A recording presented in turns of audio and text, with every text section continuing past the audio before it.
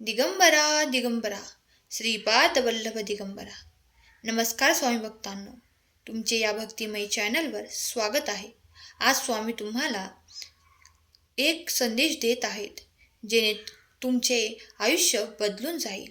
तर ऐकूया आजचा स्वामी संदेश आणि स्वामींचे मार्गदर्शन. स्वामी म्हणतात, बाळा, तुम्हाला कधीही यशस्वी झालेले स्वामी बघत आहेत. तुम्ही जीवनामध्ये कष्ट करा, तुमचे स्वप्न पूर्ण करण्यासाठी प्रयत्न करा. स्वामी तुमच्या नेहमीच सोबत आहेत. तुम्ही स्वामींचे प्रिय बाळ आहात. अंतःकरणातून स्वामींवर प्रेम करा. स्वामींना आपलंसं करण्याचा प्रयत्न करा. स्वामी नेहमीच तुमच्या पाठीशी असणार आहेत. परिस्थिती तुमच्यासोबत अशा प्रकारे स्वामी बदलून देतील की तुम्ही आनंदित व्हाल. स्वामी म्हणतात, काही परिस्थितीमध्ये अपमान सहन करणे तुम्हाला तुमच्या जीवनात एक मोठं यश प्राप्त करण्यासाठी प्रेरणादायी ठरू शकतं. तुमच्या जीवनामध्ये तुमचे आई वडील आणि तुमचे गुरु या 3 व्यक्तीशिवाय तुम्हाला कोणीही श्रेष्ठ नसणार आहे. आणि त्याच्यामध्ये तुम्ही यशस्वी झालेले आहात आणि तुम्हाला यशस्वी झालेले पाहून त्यांना आनंद होईल. तुमची मुले यांच्यासाठी काही काळ तुम्ही प्रयत्न करा. वाईट वेळ येत असते, त्यावेळी तुमची जवळचीच व्यक्ती तुम्हाला एकटे टाकते. आयुष्यात तुम्हाला काय मिळवायचं असेल तर ते फक्त तुमच्या जीवनात असणारी सकारात्मक शक्ती, तुमच्या जीवनामध्ये असणारी शांती आणि तुमच्या मनाला यश प्राप्त करण्यासाठी एक मार्ग. तुमच्या मनाला शांती, समाधान आणि ज्या क्षणामध्ये तुम्ही तुमच्या जीवनात आनंदाने खळखळून हसाल ते क्षण मिळवण्याचा प्रयत्न करा. कारण इथे कोणालाही तुमच्या कल्याणाचं पडलेलं नाही. तुम्ही तुमच्यासाठी तुमचं जीवन व्यतीत करता. त्या दुसऱ्याच्या योगदानामध्ये तुम्ही तुमचे मन मारत असता. आणि एक वेळ अशी येते की तुमची परिस्थिती तुमच्या हाताबाहेर जाते. तुम्हाला तुमच्या यशासाठी, तुमच्या जीवनासाठी दुसऱ्यांसमोर भीक मागण्याची सुद्धा वेळ येते. त्यावेळी मात्र तुमची लोक जी आहेत ती तुमच्या त्रासात तुम्हाला एकटे सोडून दूर जातात. आता सर्वात महत्त्वाचा घटक म्हणजे तुमचे नातेवाईक. ते कधीही तुम्हाला यशस्वी झालेले पाहू शकत नाहीत. जीवनात तुम्ही अगदी आनंदात आहात हे त्यांना पचवणं खूप त्रासदायक ठरतं. त्याच व्यक्ती तुमच्या जीवनात असे काही प्रसंग निर्माण करत असतात आणि तुम्हाला तेच प्रसंग गोत्यात आणतात. परंतु लक्षात ठेवा, हे तेच नातेवाईक आहेत ज्यांनी त्यांची वाईट वेळ असताना तुमच्याकडे मदत मागण्यासाठी येत असतात. परिस्थिती, वेळ ही प्रत्येकाची बदलते. गरज असते ती फक्त संयमाने येणाऱ्या परिस्थितीवर 2 हात करण्याची. दुसरी गोष्ट हीच आहे की हेच नातेवाईक जेव्हा तुमची एखादी चूक होत असते तेव्हा ती सर्व नात्यांमध्ये पसरवत असतात आणि तुम्हाला कमीपणा आणण्याची कोणतीही कसर ठेवत नाहीत. ते तुमच्यासमोर तुम्हाला सहज असे दाखवतात की आम्ही तुमच्यासोबत आहोत. तरीही कधीही त्यांच्या बोलण्यावर आणि भोळ्या बाबड्या चेहऱ्यावर विश्वास ठेवू नका. कारण ही सापासारखी आहेत. तुम्हाला कधी डसतील हे तुम्ही सुद्धा ओळखू शकणार नाही. परंतु हा ज्यांचा त्यांच्या बुद्धीचा प्रश्न आहे तो तुम्हाला त्रास देत आहे. म्हणून तुम्ही त्यांना त्रास देणं हे तुमच्या सन्मानाला, तुमच्या शिकवणीला शोभत नाही.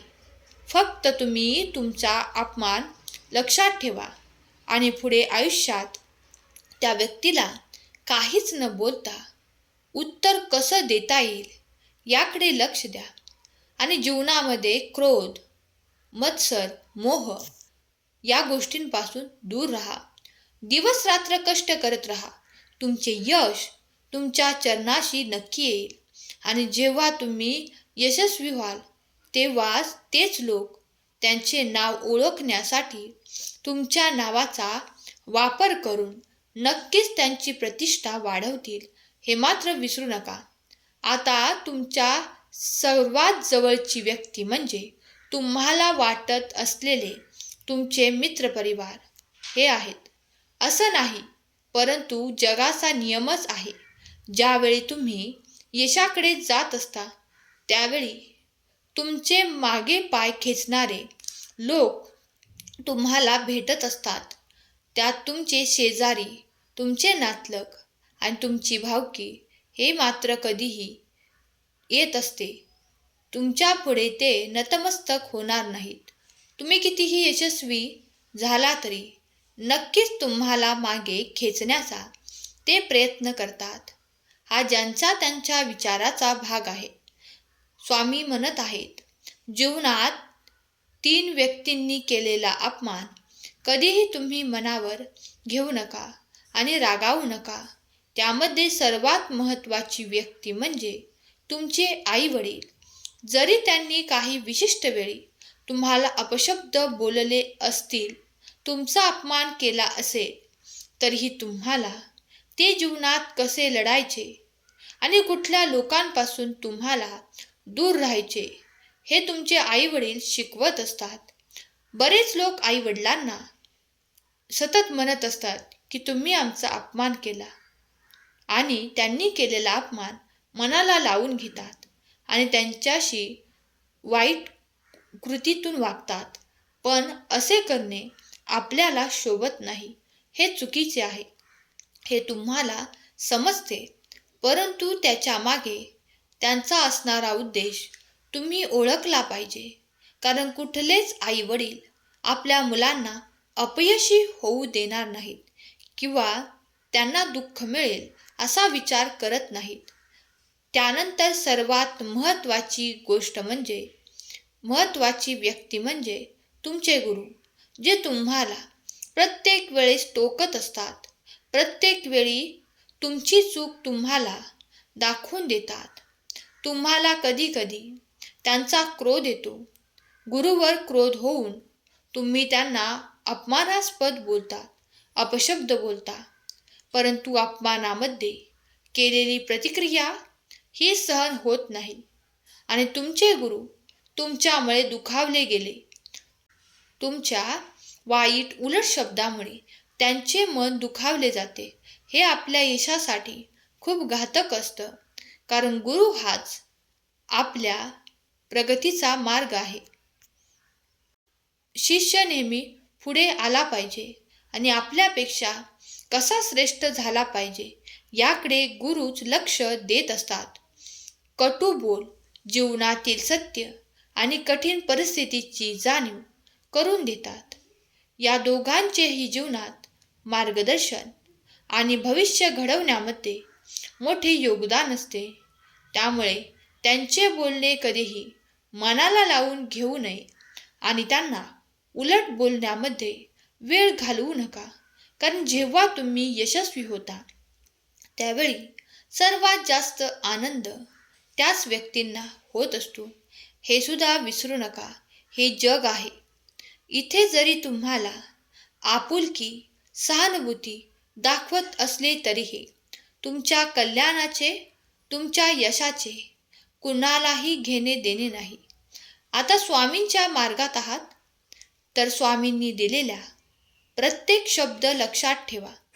स्वामींच्या शब्दाचे आचरण करा, कारण हा मार्ग तुम्हाला नक्कीच यशाच्या बाजूने पुढे घेऊन जाणार आहे आणि तुमच्या जीवनात येणारे अपमार्ग हे सुद्धा रोखणार आहे.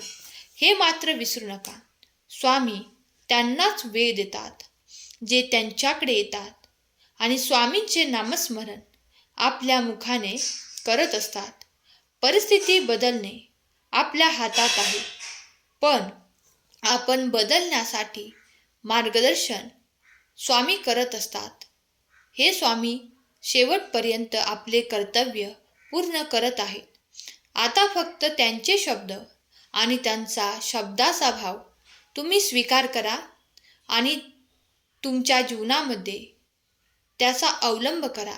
त्याचा तुम्हाला चांगला उपयोग होईल आणि स्वामींनी सांगितलेल्या मार्गावर मार्गक्रमण करा, म्हणजे तुम्हाला योग्य ध्येय प्राप्ती होईल. आजचा संदेश शेवटपर्यंत ऐकल्याबद्दल धन्यवाद. केलेली सेवा स्वामींचरणी अर्पण करते. श्री स्वामी समर्थ. जय जय स्वामी समर्थ. श्री स्वामी समर्थ. जय जय स्वामी समर्थ.